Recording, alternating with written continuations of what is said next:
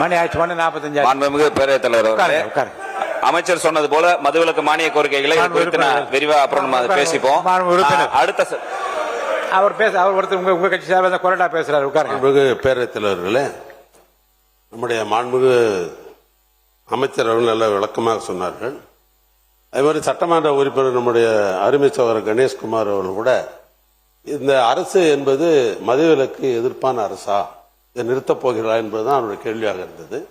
அமைச்சர் அவர்கள் சொன்னார்கள், வருமானம் அது கூடியிருப்பது என்பது பல்வேறு வகையில நாங்கள் லீக்கேஜ் எல்லாம் நீத்திருக்கிறோம், அதனால தான் வருமானம் ஒழிய, ஆனால் இந்த அரசு என்பது மது கொள்கைக்கு எதிரான அரசு என்பதை வலியுறுத்தி கொண்டிருக்கிறார். நான் உங்கள் மூலமா அவரிடம் தெரிந்து கொள்ள விரும்புவது, இந்த 5 ஆண்டு காலங்களில் நீங்கள் ஆண்டுக்கு ஆண்டு இந்த கடைகளை நீங்க குறைக்க போறீங்களா? அது வெளிப்படையாக உங்களுடைய மானிய கோரிக்கையில இந்தந்த ஆண்டு இந்தந்த கடைகள் நான் குறைப்போம் என்று நீங்கள் அறிவிக்க போகிறீர்களா? அதுக்கு காரணம் என்னன்னா, ஒரு மாவட்டத்தில் இருக்கிற சட்டமன்ற உறுப்பினர்கள் பொதுவாக இந்த கட்சி அந்த கட்சிலாம் கிடையாது, எல்லா சட்டமன்ற உறுப்பினர்கள் என்ன நினைக்கிறாங்கன்னா, இப்ப 717 ஏற்கனவே குறைச்சிட்டோம் அப்படின்ற ஒரு அறிவிப்பு இருக்குது. அது எந்தெந்த மாவட்டத்தில் எந்த கடையை குறைச்சாங்கன்றது அந்த மாவட்டத்தில் இருக்கிறவங்களுக்கு யாருக்குமே தெரியல. நீங்க சொல்றீங்க நம்பர் வந்தது, நாங்க ஆன்லைன்ல போட்டிருக்கிறோம் அப்படின்ற நிலைமை அல்ல. லோக்கல் இருக்கிற எந்த பத்திரிகையிலும் இந்த கடைகள் எல்லாம் குறைத்து விட்டோம் என்ற அறிவிப்பு இல்லை. ஏன்னா அதுவும் தேவை. நீங்கள் சொல்லுவதை போல ஆண்டாண்டுக்கு நாங்கள் குறைக்க போகிறோம் என்பதை நீங்கள் இப்ப சொன்னாலும் சரி, அல்லது உங்களுடைய மானிய கோரிக்கையில ஒரு வருஷத்துக்கு இத்தனை கடைகளை நாங்கள் குறைக்க போகிறோம் என்று சொன்னால் இந்த அரசு அதற்காக முயற்சி எடுப்பது என்று நாங்கள் எடுத்துக்கொள்ள முடியும்.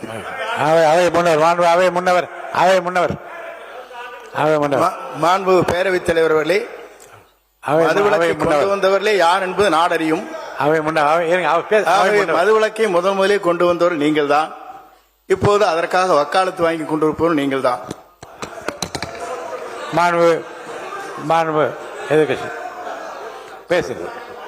நம்முடைய அவை முன்னவர் அவர்கள் ஒரு பெரிய தெளிவாக ஒன்று கண்டுபிடிப்பை சொல்லியிருக்கிறார்கள். அவர் ஏற்கனவே இருந்த சட்டமன்ற உறுப்பினராக நீண்ட நெடிய காலம் இருந்த அதிமுக ஆட்சி காலத்தில் கூட இவைகள்லாம் நடைபெற்றது. இது திமுக அதிமுக ஒன்றும் கிடையாது. இன்னும் சொல்ல போனால் நான் ஒரு சின்ன விளக்கத்தை சொல்றேன், டைம் பத்தி எடுத்துக்காதீங்க.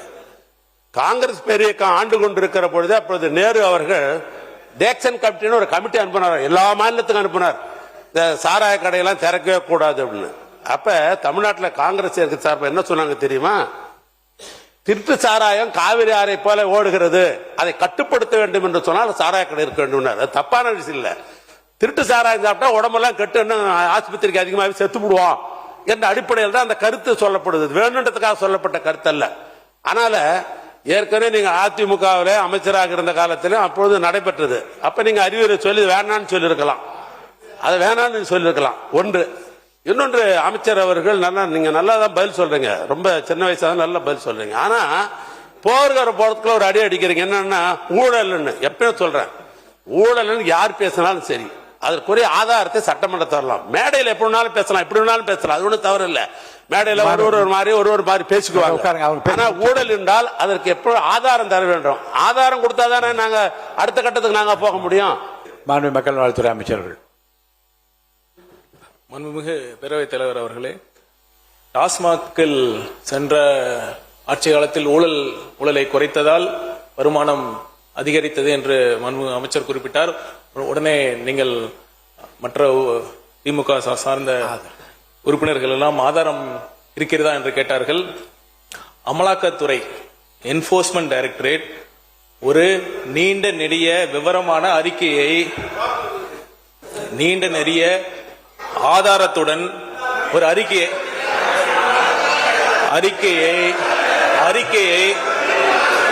எந்தெந்த விதத்தில் யார் யார் அந்த டாஸ்மாக் துறையில் யார் யாரெல்லாம் அந்த பார்ட்டி ஃபண்ட் என்று வாங்கி இருக்கிறார்கள் என்று ஆதாரத்துடன் அமலாக்கத்துறை சென்ற ஆட்சி காலத்தில் இந்த அரசுக்கு சமர்ப்பித்தது.